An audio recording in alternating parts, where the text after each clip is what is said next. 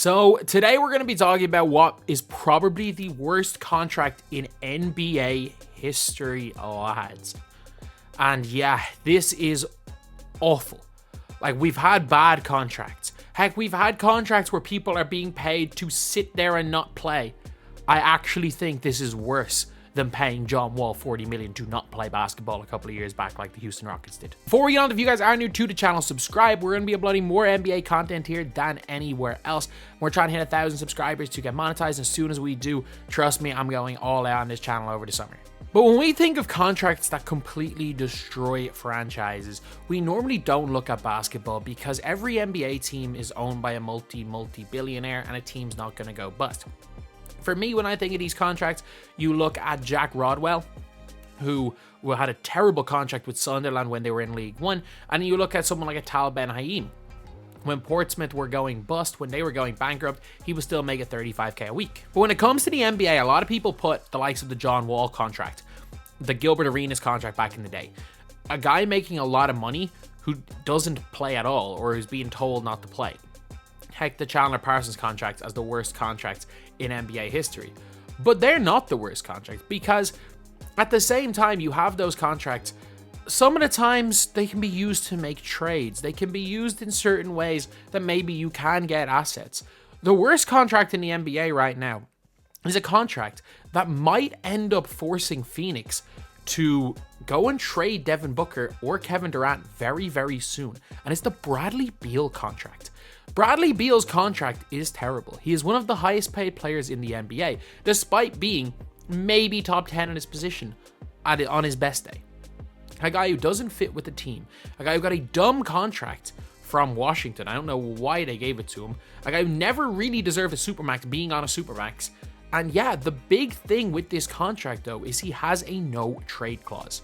So the Phoenix Suns can't even trade the man. They're not even able to trade the man. He has a damn no trade clause, lads. Like, what is happening? The guy's got a no trade clause. So the Phoenix Suns can't trade him. Like, the normal way, what the Phoenix Suns should be trying to do when it comes to building this team is they should be trying to get as far away from Bradley Beal as possible. But he refused to waive his no trade clause when they traded for him, which means they're not going to be able to trade this guy. And if you're Bradley Beal, you're making your money no matter what. You're not going to get sent to a situation where you have a better chance of winning a ring than Phoenix. You're just not. So he's not going to agree to leave. Why would he? Why would he agree to leave? So if you're Phoenix, you can't win with that big three. One of the worst big threes of all time. So what's going to probably have to happen is, they've got no future either, is they're going to have to trade Kevin Durant and pray that Booker and Bradley Beal work. Because surely they're not going to trade Devin Booker. But at the same time, if they want the best chance to win, they probably have to trade Devin Booker. Because Devin Booker and Bradley Beal definitely can't play with each other. They can probably you can get more for Devin Booker. You can get a bunch of draft picks and get yourself a point guard. And maybe you can compete for the 4th seed. Maybe you can compete for that. But Bradley Beal being unable to be traded and the fact that he's got a no trade clause means he can only be traded in certain places. You won't get anything back for him because he's got a terrible contract. They're screwed. Like, there's never been a team more screwed other than like the 2017 Nets, who were the worst team in the NBA with no draft picks. Honestly, current Nets aren't that much different. You can maybe argue the current Hawks, but how you can be screwed, like long-term screwed, worse than the mid to late 2010s Nets. How you can be screwed long-term worse than them. And not only that, after you blew it all up, they won more playoff series than you guys did. Or did they? No, they both won exactly one. They won the same amount of playoff series as you guys did. Like, it is one of the worst trades of all time. And now Bradley Beal, because of the fact that the Phoenix Suns can't do anything because of the trade.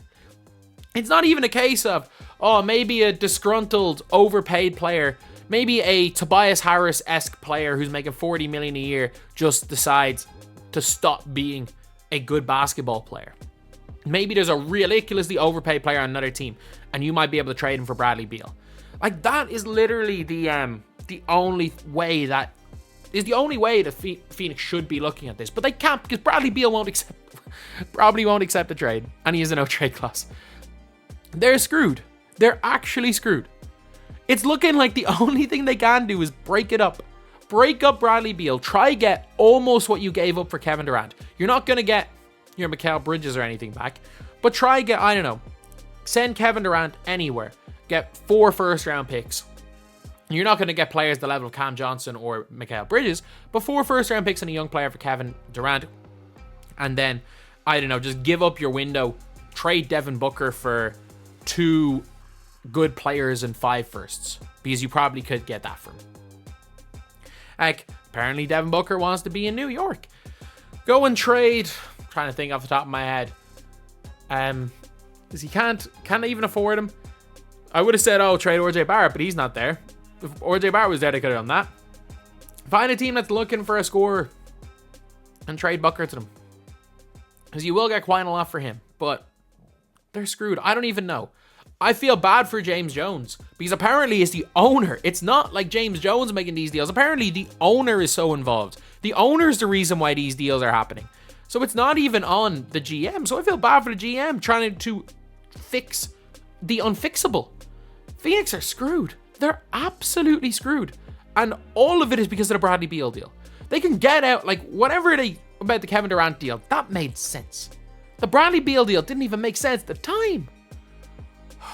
Like, the Phoenix Suns are screwed.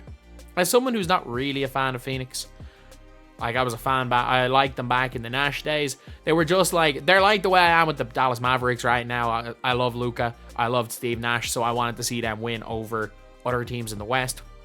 But since then, I couldn't give a damn about Phoenix. They were perennial losers for a decade and then fluked an NBA Finals run and expected to get back there year after year after year instead of sticking with their young core and CP3 and probably being one of the best teams in the NBA right now. Yeah, just shows going all in, maybe he's not the best thing in the world.